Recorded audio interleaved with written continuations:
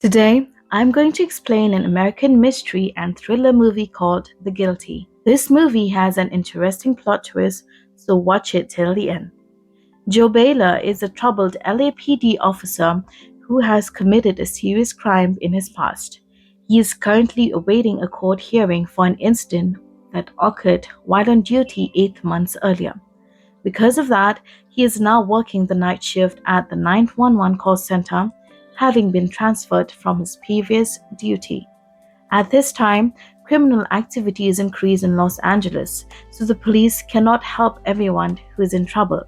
Moreover, wildfires are spreading across California, making evacuation routes even more difficult.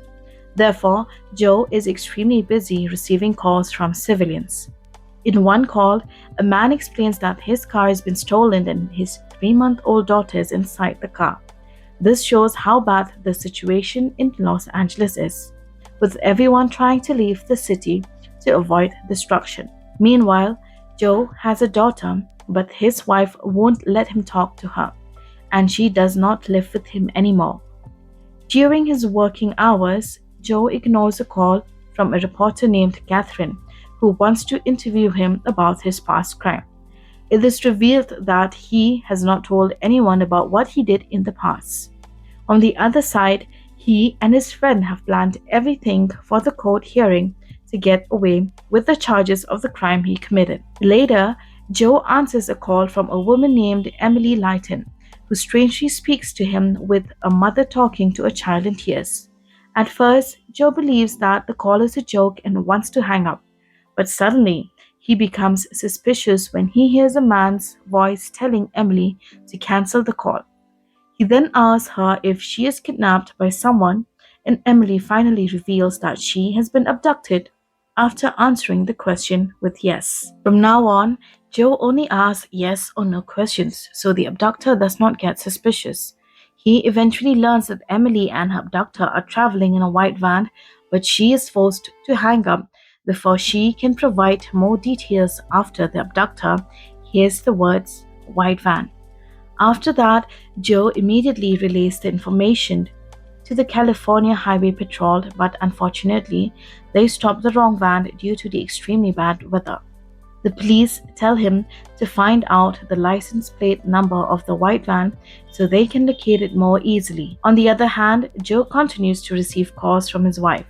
However, he decides to ignore them because for now, he only wants to focus on saving Emily. After learning Emily's address and home number from the police database, he calls Emily's phone and speaks with her 6-year-old daughter, Abby. Terrified, she tells Joe that her father, Henry Fisher, came to the house with a knife and forced her mother into his van, leaving Abby at home alone with her baby brother, Oliver. Joe calms her down and tells her to call 911 if something bad happens to her. Furthermore, he retrieves the van's plate number, which he relays to the highway patrol after Abby unintentionally informs him of Henry's cell phone number. Before that, he also sends a patrol car to Emily's home to check on Abby and Oliver. Not only that, Joe is surprised to learn that Henry has an assault record and has been in and out of jail several times. Seeing the data, he is increasingly convinced that Henry is the abductor. Worried that he might disturb the other 911 operators, Joe decides to go to another room and tries to ask his superior at the police station to help Emily. However, his superior tells him to focus on solving his own case in court tomorrow rather than insisting on helping other people's cases. He also advises Joe not to do anything stupid and to carry out his work according to standard operating procedures as he is already in serious trouble. Afterward, Joe frustratedly calls and demands Henry to know where he is taking Emily. But Henry hangs up. He ends up enlisting the help of his former partner Rick, who is off duty, to visit Henry's house. Basically, Rick is a friend of Joe's who has planned to provide false testimony in court to help him get away with his crimes. Shortly after, another operator informs him that he gets a call from Abby. A panicked Abby tells him that two officers have arrived at the doorstep, but her parents have taught her not to open the door to strangers. Joe then instructs her to let them in as they are there to help her. The officers notice blood on Abby, which fortunately was not hers. Upon searching the house, they find Oliver in the bedroom, either gravely injured or dead. He was stabbed multiple times, which means Henry tried to kill Oliver just now. Their calls are suddenly cut off when the officers panic at the sight. While holding his temper, Joe calls Henry again and claims to be a policeman, seeing that he already knows everything he has done to his wife and children. Surprisingly, Henry feels cornered and cannot say anything while crying. Joe angrily says that if he catches him later, Henry will have to be executed. After expressing his anger, the call is disconnected.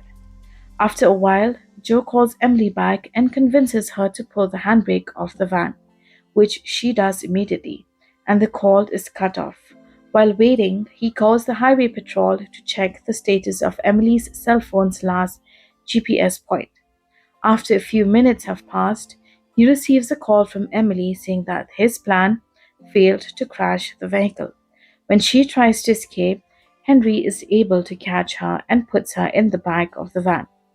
Joe calms her down and tells her that when Henry comes toward her, she should use anything as a weapon to knock him out and run away as far as she can.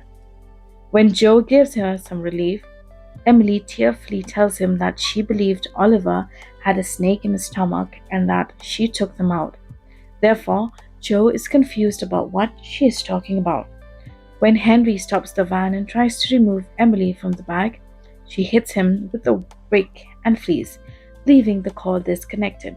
In the meantime, Rick successfully breaks into Henry's apartment and finds unpaid billing documents from a psychiatric treatment facility in San Bernardino where Emily had been a patient. Joe, in shock, calls injured Harry again, who eventually explains the truth to him. He wants to take Emily back to the facility because she has been off her medication for several weeks, and during a psychotic episode, Emily unintentionally hurt Oliver. Although he knows that he will be rejected by the facility because they cannot afford it and the previous bill has not been paid, he is determined to go there to protect his children. Henry finally says he did not report the incident to the police because he did not trust the criminal justice system and still loves his wife even though they were divorced. After the phone call, Joe cannot believe what he has done. He desperately feels that it was all his fault, thinking that if he had not interfered in other people's matters, none of this would have happened. Shortly after, Emily calls Joe back from a freeway overpass. While answering Joe's question, she panics when she sees a lot of blood on her hands. Hence, she instantly remembers all the mistakes toward the family. Emily continues to try and regret all of her actions, implying that she is preparing to die by suicide. At the same time, Joe directs the highway patrol to her location while attempting to talk her down. He tries to distract her by revealing that he killed a 19-year-old boy while on duty because he was angry with him for hurting someone. In other words, Emily and Joe are having the same problem, and the only difference is that Emily accepts her guilt, so she wants to kill herself while Joe continues to justify what he did. In addition, Joe tells Emily that Abby needs her and that he promised Abby she will come home later. Abby, as the officers arrive, Emily says she is still gonna go be with Oliver, and the line goes dead. Therefore, Joe thinks she has jumped, but luckily, he then gets a message from the highway patrol saying that they already got her to come down safely. His friend also informs him that Oliver is still alive and is in the ICU at the hospital. Hearing all these facts, Joe cries happily after saving the lives of Emily and Oliver. A few moments later, he goes to the restroom and realizes that Emily's case was a reflection of his own problems. He can easily advise others while he tries to bury his own crimes, running away from the responsibilities he has to face. Because of this, he confidently calls Rick, asking him to recant his previous statement about the incident. He asks Rick to tell the court the truth, even though he will spend years in prison.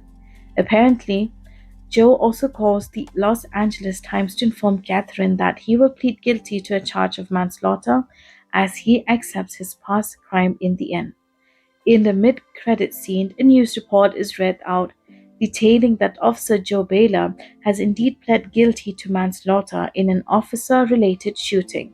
Subscribe to watch more videos like this, turn on notifications, and leave a like to help the channel out.